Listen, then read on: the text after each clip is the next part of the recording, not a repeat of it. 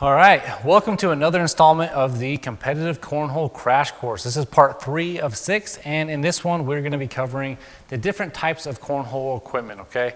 Comparing the typical backyard grade to the competitive grade, both on boards and bags, going over fabrics, resins, everything. So when it comes to cornhole, the equipment you use can significantly impact your game. So understanding the differences between these different types of boards and bags is really crucial to finding the perfect setup for your skill level and what you prefer. So jumping into comparing the backyard versus competitive grade boards. Not sure if you can see here and just feeling it, but this board is much thinner, both on the overall thickness and the plywood thickness than the board below it. There is no clear coat on this. It appears to be sanded smooth and stained, and they often don't meet the size regulations of the competitive or professional grade cornhole players.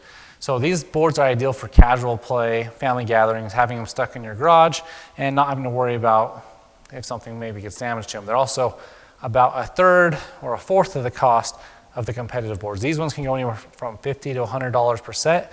These boards are $300 plus, pushing sometimes $450, $500 for a set of competitive grade cornhole boards. So let me pull this out of the way without trying to scratch the bottom one. All right. These competitive grade cornhole boards adhere to all ACL, American Cornhole League, standards, ensuring that it's consistent gameplay across competitions. So no matter where you go, the sizing, the weight, the materials, everything plays as consistent as possible no matter where you go. These often feature a much smoother surface on most high-level boards. It is UV printed if there's any graphics, and then UV clear coated as well. So even though it looks like there's a lot of texture on some of these, you cannot feel anything there, and it's a very smooth, consistent surface. Really optimal for bag sliding and consistent play. Also, on the Myjestix boards, we have features.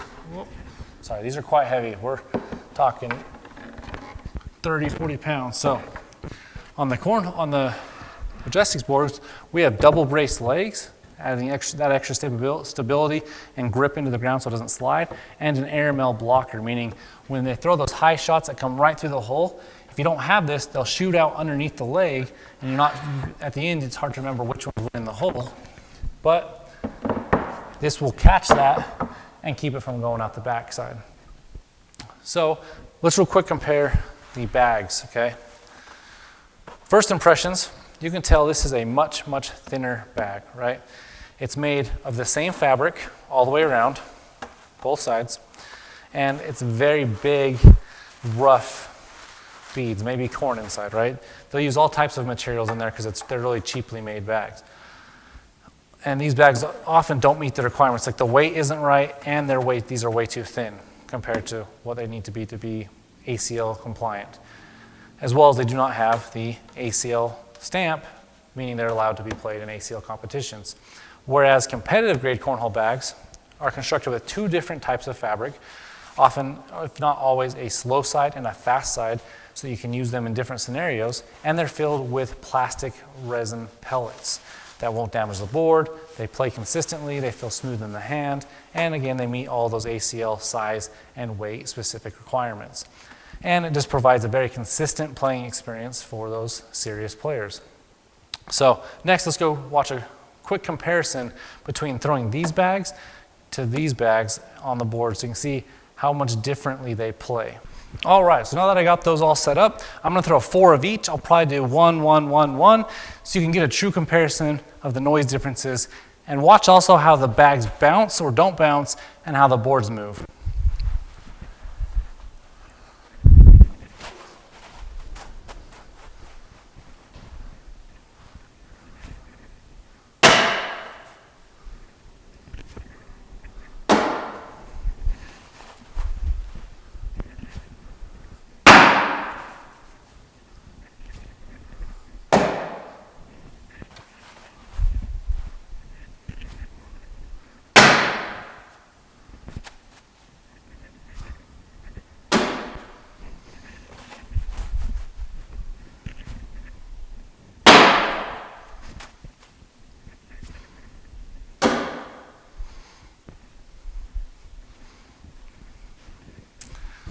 So as you can see, they play completely different.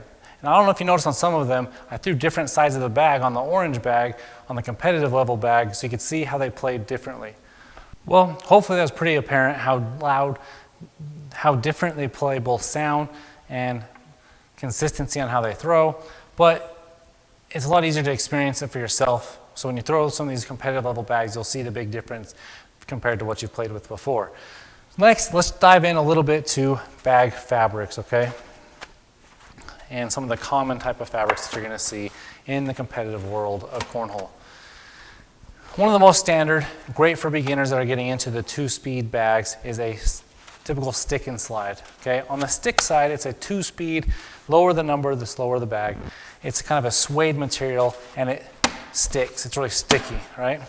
If you see on comparison, a fast bag will slide more. And obviously, when you throw it far, it's more noticeable. But this is a suede with a harder fabric that's a little faster. So that's a stick and slide is really common, great beginner bag. Then once people get more comfortable with throwing and understanding how the bags react, and you get more comfortable with a faster bag, you can get kind of a mid-speed bag where it has a faster slow side, so not as low as a 2, maybe like a 4 or a 5, and then like a 7 or an 8 or maybe even a 9 on the fast side.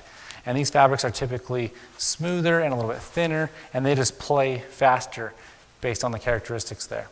The other bag that's become really, really popular of recent is what they call a carpet bag.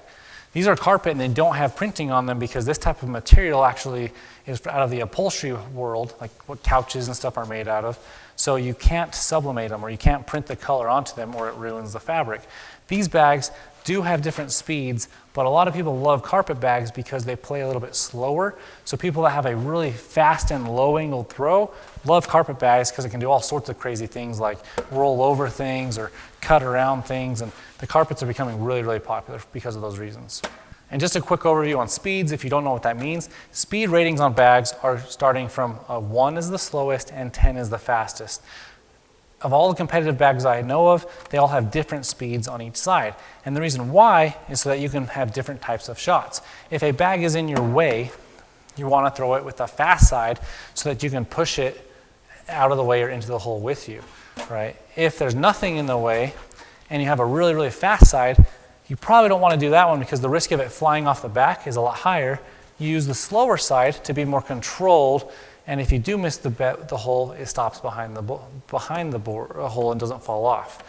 So you use different sides depending on what you want to do with the throw and what your strategy is. Also, different conditions in terms of weather and temperature is important to keep in mind because the hotter it gets and the more humid it gets, the slower or stickier the boards get. So you'll want to use a faster bag. On the flip side, if it gets colder or really dry, the boards get faster or slicker, and you want to use a slower bag to compensate. So it's all part of your strategy. Also, the type of resin, so that internal plastic fill, used in the bags can really affect the gameplay as well. Most competitive grade cornhole bags use a plastic resin pellet, and this offers consistent weight and size, and these pellets are weather resistant and they don't break down like corn kernels would. So for our Myjestix bags, we actually use 3 different resins that we blend together in different ratios to really get our bags to feel and play exactly how we want them to play. So with the huge variety of plastic resins out there, you're going to see some bags that have bounce almost, right? They're a lighter weight, bouncier plastic, and when the bag lands, it'll still bounce, right? Other bags have more dense resin where they just stick and stop, right? So you may think it's just a bean bag or it's a simple bag, but there's actually a lot that goes into these in terms of what the fabrics are, the resin materials are, how thick or how thin they are, and it's all up to your preference of what you like and how you throw. So the best way is to try out different bags, check out videos of other people reviewing them, or our videos explaining our bags, or we can even help you figure those ones out for you. As you dive into this competitive world of cornhole, you're going to be amazed at how different the bags begin to feel as you get more and more experienced. What used to feel the same starts to become more unique, and you really, really find what you enjoy and what you do best with. Now to finish up the video, hopefully you understand the differences between the various types of cornhole equipment, and hopefully there's a pretty noticeable difference between those. and that you'll be able to use that information to help find the perfect setup for what your gameplay style is and for your skill level. So experiment with different boards, different bags, different fabrics and resins to discover what works best for you. If you want help with this, our team here at Myjestix Cornhole is ready to help, so give us a call or message us on our website and we'll help you get set up.